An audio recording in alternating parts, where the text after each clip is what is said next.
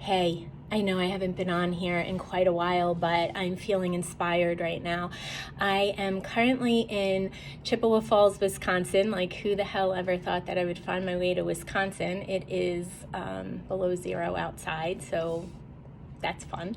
But I'm embracing it all because, gosh, there's so many serendipitous and synchronistic events that brought me here that I'm beyond grateful. I wouldn't care if I was in Antarctica right now. The reason I'm here is what I want to talk about. I'm here for a community building event called Chippewa Strong, and it was created because they wanted to build resistance in a community that has over the last few years experienced multiple traumatic events around children. And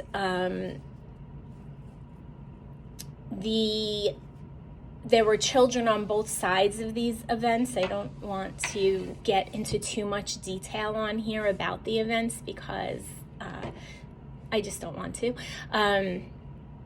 But what I want to say is that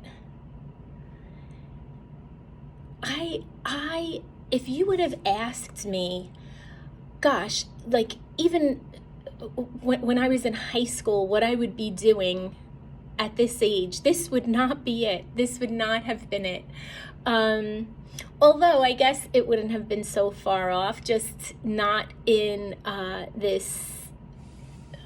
I wouldn't think that it would be revolving around trauma. I always wanted to travel and make a difference in the world. But anyway, with that being said, there's nowhere else I would rather be, and there's nothing else that I would want to do.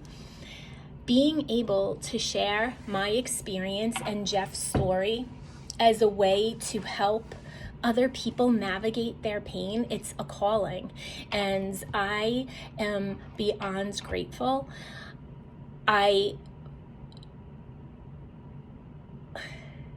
It makes me emotional every time I do this. It's 20 years later, and every time I start to tell my story, I feel myself well up inside, and some of it is sadness, but other parts of it are this immeasurable level of gratitude. And if any of you have suffered trauma and you or a significant loss, and you've worked so hard to get yourself to a place where you can now hold space for other people, you'll understand when you get to see how you can alchemize pain into something that really allows you to become the person that you were meant to be. It's like being forged by the fire, and I don't know any other words to describe it.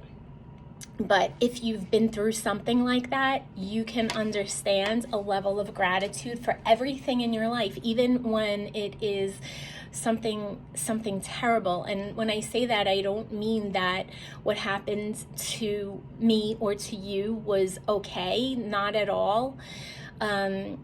We don't have control over what happens to us sometimes, but we always have a choice. And I think that's important to say, because when we have these events that happen that are completely out of our control, we often feel like we don't have a choice, right? And the choice is to rise up, to feel everything and allow it to sculpt you into the best version of yourself, or to allow it to eat away at you for the rest of your life. And I think that when you realize that that's a choice, that you do have a choice, you start to regain a sense of control over your life, and you start to make decisions based on that feeling. So here I am, and I am honored to be here. I'm honored to be the person that was built to go into these dark places. I'm not afraid. I'm not afraid to have the hard conversations. I am not afraid to talk about death. I am not afraid to hold space for people. I used to be, but I'm not anymore. So I want to send all of you love wherever you are in your journey. It has taken me a long time to get here, so I don't want people to think that it's something that happens overnight, because it isn't. And there's a lot of trial and error that goes into it. But I do want you to know that wherever you are in your journey, there's hope.